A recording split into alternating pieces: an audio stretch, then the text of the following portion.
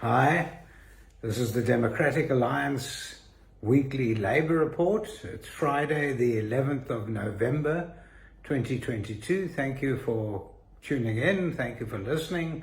I really appreciate it. You will recall last week we had warned about a mass civil service strike. Well, the strike has taken place. It's not mass. So we're going to talk a little bit about that today. I want to talk a little bit about the concept of essential service and maintenance service.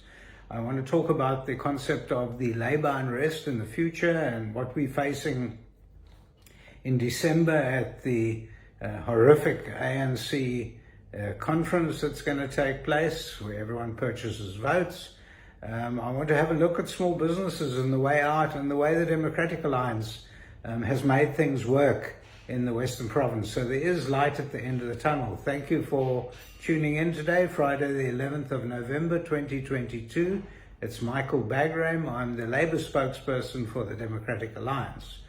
Well, yesterday, Thursday, the 10th of November 2022, it was the onset of this mass civil service strike. There were all sorts of rumours about what would happen. I know that I was getting calls from around the world about people coming in on aeroplanes. Will they be able to disembark? Will the trains be running? Will people be able to get off at the ports, at ships? The tourists are starting to arrive. And I was trying to calm down everyone, saying, yes, I know these civil servants have threatened a strike. Yes, I know that they've been given permission to go on a legal strike. And yes, the Democratic Alliance is watching it very carefully, but we don't want to panic, and we certainly don't want to instill any sort of bad news. And quite frankly, I didn't think it was going to be much of a shake at all. In fact, by Monday this week, the temperature was completely down, and despite the fact that the civil servants themselves are calling the ANC all manner of things, from liars to distrust to everything else. And quite frankly, I agree with the ANC being called all those things, but at the end of the day, this was a strike that I think is contained. At this stage is not in any way violent, and then doesn't seem to have made the civil service delivery any worse than what it really is. I had a friend, a client of mine in my law firm, tell me that the service delivery was as bad as it always was. He didn't seem to think it was any worse because there was a strike. He said it's still horrific and still no delivery, but not any worse now that there's a strike.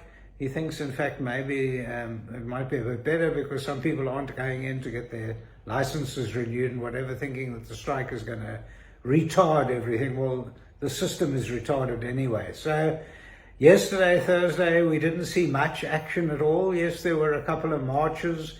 If you were in Johannesburg Central or Pretoria Central or even Cape Town Central, you would have noticed there was traffic jams.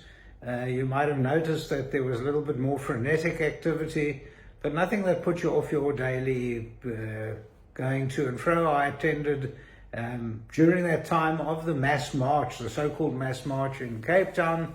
I attended a caucus of the DA, parliamentary caucus, and driving home, yes, I did find there was a little bit of slowness in the traffic, and there was a bit of a traffic jam in the centre of town. Nothing enormous. It took me 10 minutes more than what it normally would take me. So the strike has been a damp squib to a large degree. Why? Well, there are a whole lot of reasons. First of all, there seems to be a division within the civil servants themselves.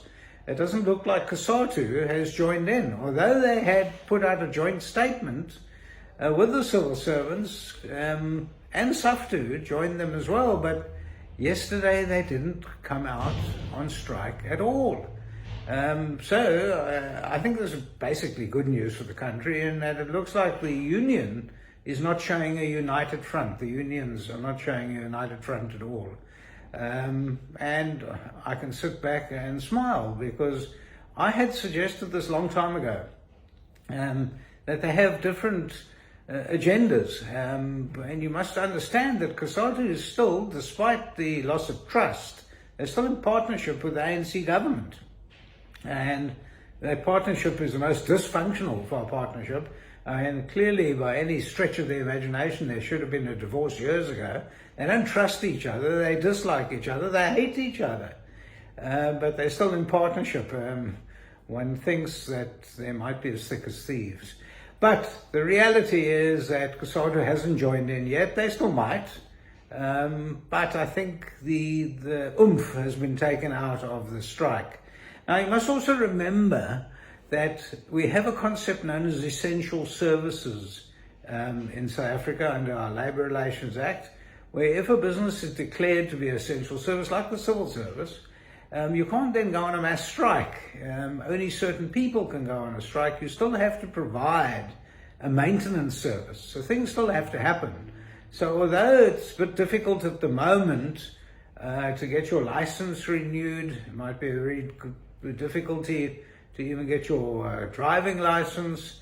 There might be some administrative hold-ups at the moment, but it's still, they're offering that maintenance service, and there still is a skeleton staff keeping things going. It has not affected the airports, has not affected any of the tourism at all at this stage.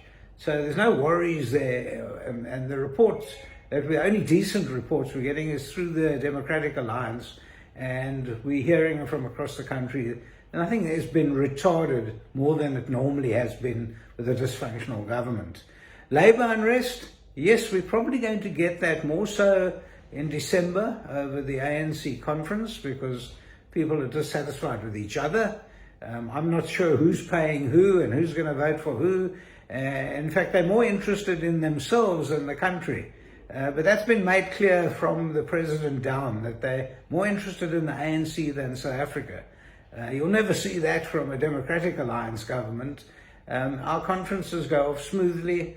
Our conferences do have internal jostling for position. No one pays for a vote, and no one actually forgets about South Africa. We do what is good for South Africa, because that's the reality. That's why I'm sitting within the Democratic Alliance. We need to make this country work. I live here. I'm always going to live here. I'm going to die here. And I need to make sure that this is a good country for me, for my children, for my grandchildren, and for the future of the country. And only party that can deliver that. And we've seen that now in the Western Province. It is growing beautifully. And we're seeing that even employment is on the up in the Western Province. Business is on the up. People are semigrating down to the Western Province. Why? Because it is a DA government.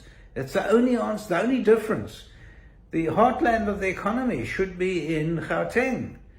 But why do people want to live here? Why do they want to live in the Western Province? Because it's the DA government. We can change that to the rest of the country in 2024. Vote for the Democratic Alliance. Make sure that we have a safe, prosperous, and beautiful country. And the Democratic Alliance will deliver that. So let's make sure that, I think it's around about July, August 2024, the DA gets into government, make sure that the smaller parties join the DA, holding hands to make us go into that glorious future. One of the topics that the DA has been pursuing very strongly over the past few years is the strengthening of small business, decoupling small business from big business. The DA has recognized that small business does the job creation for the future. And we've got wonderful people working on this. We've seen it happening within the Western Province government, who have been helping out small businesses. We've seen it happening with the municipalities in the Western Province. Things are happening, and people are creating jobs in small business. And the Democratic Alliance is going to pursue this until we're in the CETA government in Pretoria, and at that point, to free up small business, decouple them from big business, make sure that senior employees don't go to the CCMA. They don't need to. They can go to court if they want to. Make sure that we, at the end of the day, have a simplified form of arbitration for small business. Make sure at the end of the day that small business can have exemptions from the minimum wage. We know already that the minimum wage is not being paid to 40% of the workforce, which is only 60% of those people that are capable of working. And of that 60%, another half are not getting the minimum wage. So people are already ignoring the law. Let's regularize it. Let's do what the DA has asked to do. Let's free up small business and start creating jobs. Thank you for listening to me. It's Michael Bagram, Friday the 11th of November 2022, on behalf of the Democratic Alliance. Thank you.